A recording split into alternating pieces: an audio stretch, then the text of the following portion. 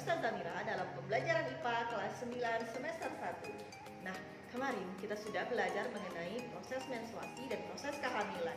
Hari ini kita akan belajar mengenai penyakit pada sistem reproduksi dan upaya pencegahannya. Mari belajar. Penyakit pada sistem reproduksi dan upaya pencegahannya. Sistem reproduksi sangat rawan terhadap kelainan dan penyakit. Mari kita bahas beberapa penyakit pada sistem reproduksi manusia. Penyakit yang akan kita bahas yang pertama adalah HIV atau Human Immune Deficiency Virus. Penyakit yang disebabkan oleh virus HIV ini menyerang sistem imunitas atau kekebalan tubuh penderita. Saat ini, penyakit yang disebabkan oleh virus HIV ini lebih dikenal dengan istilah AIDS atau Acquired Immune Deficiency Syndrome. Saat ini belum ditemukan vaksin pencegahnya dan belum ada obat yang betul-betul dapat diandalkan. Seseorang yang menderita penyakit AIDS ini, sistem kekebalan tubuhnya sangat rusak sehingga berbagai penyakit bermunculan di tubuhnya. Bagaimana cara penularan HIV? Pertama, melalui darah ibu ke bayi yang dikandung dalam rahimnya, serta melalui ASI dari ibu yang mengidap HIV. Yang kedua, bisa juga melalui transfusi darah yang ternyata darah tersebut mengandung HIV. Yang ketiga, bisa melalui hubungan seksual. Dan yang keempat, penggunaan jarum suntik tidak steril di antara pengguna narkoba. Seseorang yang terinfeksi HIV, sistem kekebalan tubuhnya akan semakin menurun. Dalam kurun waktu 5-7 tahun, penderita nampaknya seperti orang sehat, belum memperlihatkan gejala.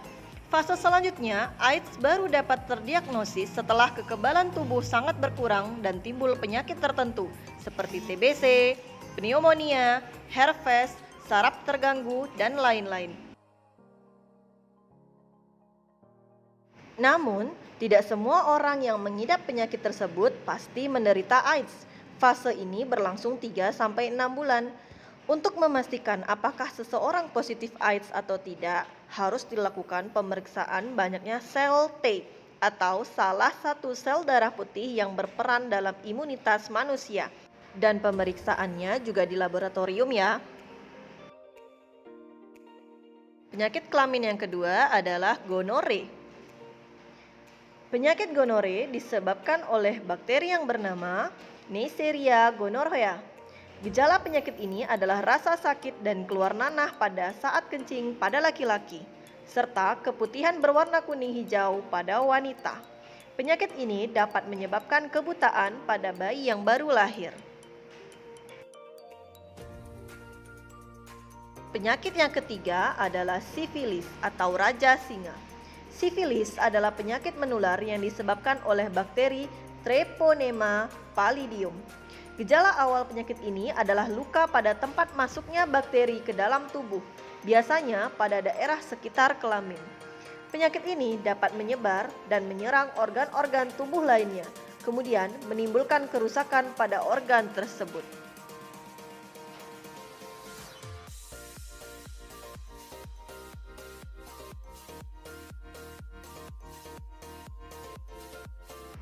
Penyakit yang keempat adalah herpes simplex genitalis. Penyakit herpes simplex genitalis disebabkan oleh virus herpes simplex tipe 2. Herpes simplex tipe 2 menyerang kulit di daerah genitalia luar, anus, dan vagina. Gejala penyakit ini berupa gatal-gatal, pedih, dan kemerahan pada kulit di daerah kelamin. Pada daerah tersebut, kemudian timbul beberapa lepuh-lepuh kecil, selanjutnya lepuh menjadi pecah dan menimbulkan luka. Penyakit herpes sulit sekali sembuh dan sering kambuh setelah beberapa bulan atau tahun. Penyakit yang kelima adalah keputihan. Keputihan yaitu penyakit kelamin yang terjadi pada perempuan dengan ciri-ciri terdapat cairan berwarna putih kekuningan atau putih keabu-abuan pada bagian vagina. Cairan tersebut bersifat encer atau kental, berbau tidak sedap, dan dapat menyebabkan rasa gatal pada vagina. Penyakit ini disebabkan oleh infeksi jamur yang bernama Candida albicans, bakteri, virus, dan parasit. Penyakit ini dapat terjadi apabila kebersihan bagian vagina dan sekitarnya kurang dijaga dengan baik. Penyakit yang keenam adalah epididymitis. Penyakit ini terjadi pada laki-laki. Epididymitis adalah peradangan pada saluran epididymis yang disebabkan oleh infeksi atau terkena penyakit menular seksual. Penyakit ini ditandai dengan rasa nyeri disertai pembengkakan pada salah satu testis. Salah satu penyebab terjadinya penyakit ini adalah pergaulan bebas. Masih banyak lagi kelainan dan penyakit pada sistem reproduksi manusia. Misalnya saja peradangan pada organ kelamin wanita atau laki-laki dan kanker pada organ kelamin wanita dan laki-laki.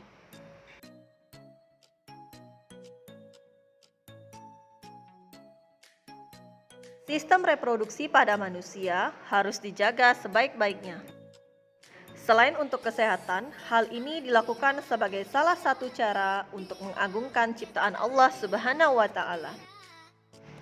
Penyakit pada sistem reproduksi dapat disebabkan oleh beberapa faktor. Faktor pertama adalah kurang menjaga kebersihan organ reproduksi. Apabila kebersihan organ reproduksi kurang dijaga, akan dapat terjangkit oleh penyakit yang disebabkan oleh jamur, bakteri, ataupun parasit lain. Berikut adalah beberapa upaya untuk mencegah terjangkitnya penyakit yang disebabkan oleh infeksi jamur, bakteri, ataupun parasit lain. Menggunakan celana dalam yang berbahan katun dan bertekstur lembut. Hindari bahan yang bersifat panas, kurang menyerap keringat, dan berbahan ketat, misalnya jeans.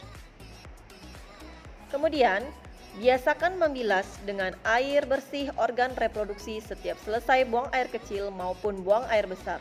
Selanjutnya, keringkan sisa air yang masih menempel di kulit dengan menggunakan tisu atau handuk hingga benar-benar kering. Ini dapat mengurangi resiko terjadinya infeksi oleh jamur pada bagian organ reproduksi. Kemudian, mengganti celana dalam 2 atau 3 kali sehari.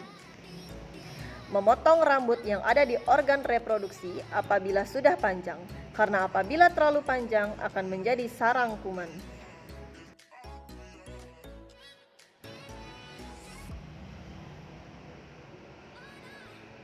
Bagi kamu yang perempuan, apabila sedang mengalami menstruasi, gantilah pembalut sesering mungkin. Pada saat aliran darah banyak, kamu dapat menggantinya minimal 2-3 jam sekali. Darah yang tertampung pada pembalut dapat menjadi media tumbuhnya kuman penyebab infeksi. Untuk kamu kaum perempuan, hindari penggunaan panty liner secara terus-menerus karena dapat menyebabkan iritasi.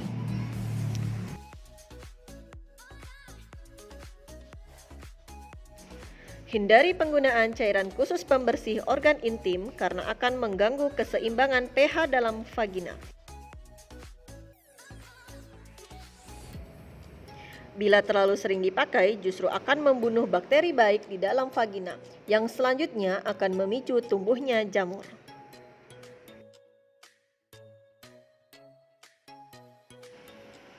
Rajin berolahraga dan banyak mengkonsumsi buah dan sayur. Selain bermanfaat bagi kesehatan, juga dapat mencegah terjadinya infeksi organ reproduksi oleh jamur.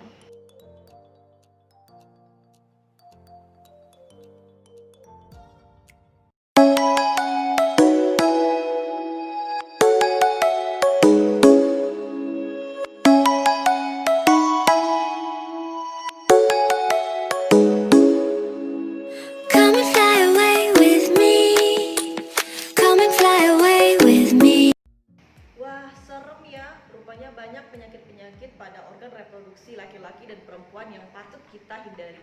Nah, untuk anak-anak usaha sekalian, silakan kalian jaga kebersihan diri kalian, jaga organ kelamin kalian, karena itu adalah aset yang sangat berguna dan untuk masa depan kita semua. Hari ini Ustazah tutup dengan Assalamualaikum warahmatullahi wabarakatuh.